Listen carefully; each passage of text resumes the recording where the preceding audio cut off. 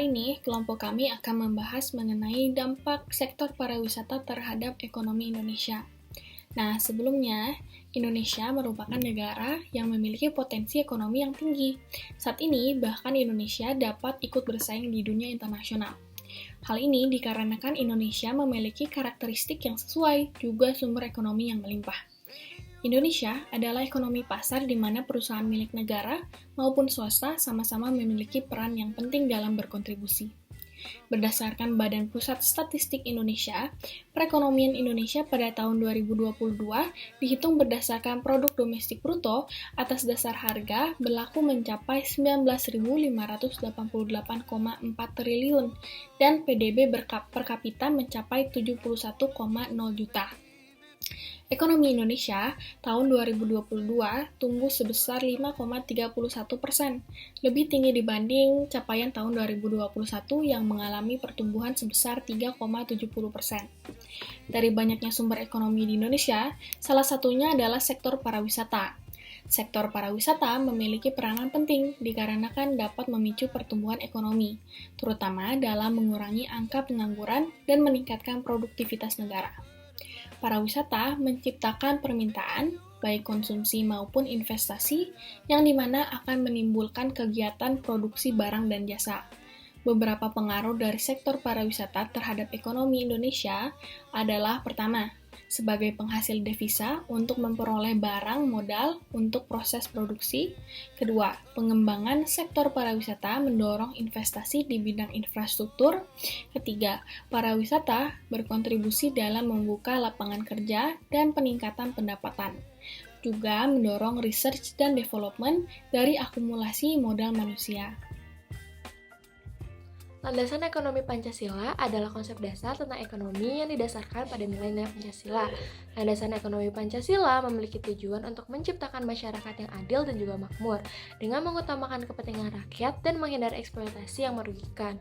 Konsep landasan ekonomi Pancasila mencakup berbagai hal, di antara lainnya, yang pertama adalah pembangunan ekonomi yang berorientasi pada kesejahteraan rakyat. Selanjutnya, yang kedua ada penyelenggaraan perekonomian yang didasarkan pada prinsip keadilan, efisiensi, dan juga kebersamaan. Selanjutnya ada pemberdayaan usaha mikro, kecil, menengah, dan UMKM. Selanjutnya ada pemanfaatan sumber daya alam secara berkelanjutan dengan memperhatikan aspek lingkungan dan keseimbangan ekologi. Yang kelima ada pengembangan sumber daya manusia melalui pendidikan dan juga pelatihan. Lalu yang terakhir ada penerapan sistem ekonomi yang berbasis kearifan lokal dan juga budaya Indonesia. Dalam praktiknya, landasan ekonomi Pancasila diimplementasikan melalui berbagai kebijakan dan program pemerintah. Tujuan dari landasan ekonomi Pancasila adalah untuk menciptakan perekonomian yang seimbang, adil, dan juga berkelanjutan. Industri pariwisata sebagai kegiatan perekonomian telah menjadi andalan potensial dan prioritas pengembangan bagi sejumlah negara, khususnya seperti negara berkembang Indonesia yang memiliki potensi wilayah dengan daya tarik wisata yang sangat besar. Secara global, sektor pariwisata telah menjadi salah satu sektor dengan pertumbuhan paling dinamis dan cepat di seluruh dunia. Indonesia dengan berbagai kelimpahan sumber daya alam dan sumber daya lainnya dapat memicu kegiatan pariwisata. Namun demikian, faktor lain seperti aksesibilitas dan daya tarik sangat penting bagi negara seperti Indonesia untuk mendapatkan keuntungan dari sumber daya yang berlimpah dan beragam. Infrastruktur transportasi juga sangat penting dalam menghubungkan pengunjung ke tujuan wisata. Pariwisata mempunyai pengaruh dan manfaat yang banyak, di antaranya, selain menghasilkan devisa negara dan memperluas lapangan pekerjaan tentunya, sektor pariwisata bertujuan untuk menjaga kelestarian alam dan mengembangkan budaya lokal. Pada tahun 2008, kepariwisataan Indonesia berkontribusi terhadap produk domestik bruto atau PDB sebesar 153,25 triliun atau 3,09% dari total PDB Indonesia pada saat itu. Pertumbuhan PDB pariwisata pun sejak tahun 2001 selalu menunjukkan angka pertumbuhan yang lebih tinggi dibandingkan PDB nasional. Walaupun masih menunjukkan angka sementara, pada tahun 2009, pertumbuhan PDB pariwisata mencapai 8,18%, sedangkan PDB nasional hanya sebesar 4,37%.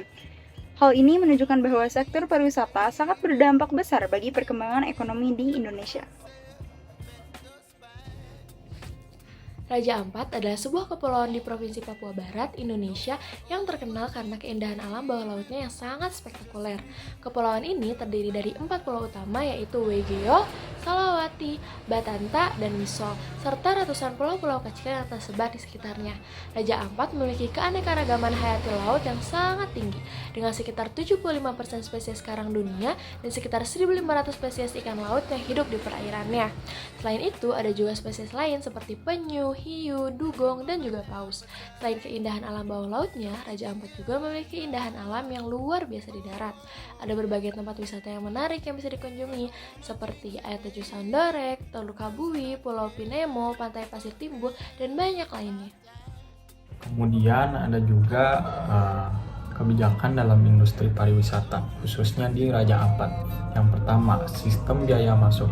Pemerintah daerah Raja Ampat mengeluarkan kebijakan untuk memungut biaya masuk bagi yang berkunjung ke daerah tersebut guna membiayai kebutuhan infrastruktur dan pengelolaan pariwisata di Raja Ampat.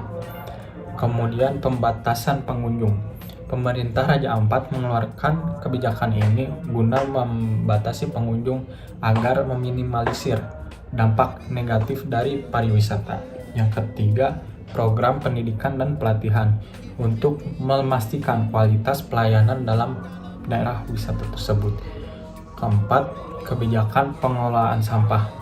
Pemerintah Raja Ampat juga mengeluarkan kebijakan pengelolaan sampah untuk meminimalisir dampak negatif terhadap lingkungan sekitar. Yang kelima, ada kebijakan konservasi untuk menjaga keberlangsungan alam dan keanekaragaman hayati di Raja Ampat. Yang keenam, ada juga kebijakan pengembangan wisata. Pemerintah Raja Ampat juga memiliki kebijakan pengembangan wisata berkelanjutan seperti pengembangan infrastruktur wisata yang ramah lingkungan, promosi wisata yang bertanggung jawab, dan program pengembangan komunitas lokal untuk meningkatkan kesejahteraan masyarakat. Yang ketujuh, ada sistem sertifikasi. Pemerintahan Raja Ampat melakukan sertifikasi objek wisata untuk diberikan kepada objek wisata agar memiliki standar tertentu dalam hal berkelanjutan, keamanan, dan kualitas pelayanan. Yang kedelapan, ada kebijakan pengelolaan transportasi. Pemerintah Raja Ampat juga melakukan kebijakan pengelolaan transportasi untuk mengurangi dampak negatif pariwisata terhadap lingkungan dan budaya lokal. Yang kesembilan, ada kebijakan pemberdayaan masyarakat guna mengembangkan dan memperdayakan masyarakat lokal sebagai bagian dari pengelolaan pariwisata yang berkelanjutan. Apa saja yang menjadi tantangan dalam kegiatan pariwisata di Indonesia?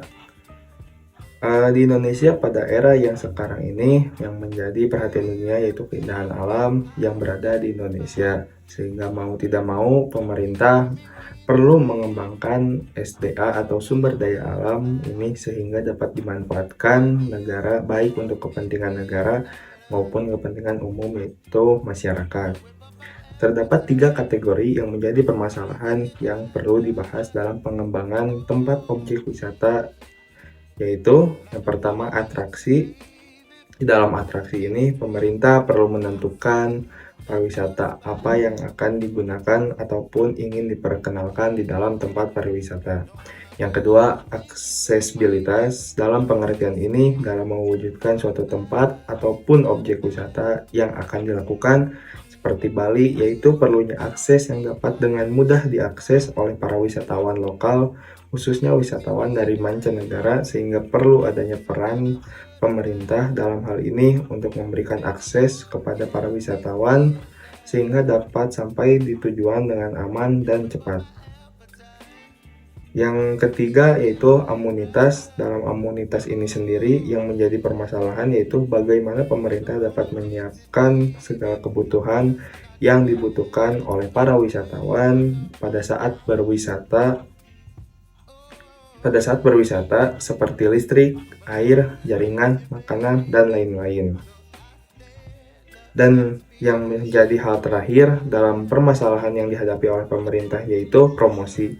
Dalam hal ini, bagaimana pemerintah dalam memperkenalkan tempat wisata ini kepada wisatawan lokal maupun mancanegara sehingga dapat menarik perhatian. Dalam hal ini perlu adanya perkenalan yang dilakukan oleh pemerintah ke dunia bahwa di Indonesia telah ditemukan atau telah dikembangkan tempat-tempat objek wisata yang dapat bersaing dengan tempat wisata yang ada di negara lain.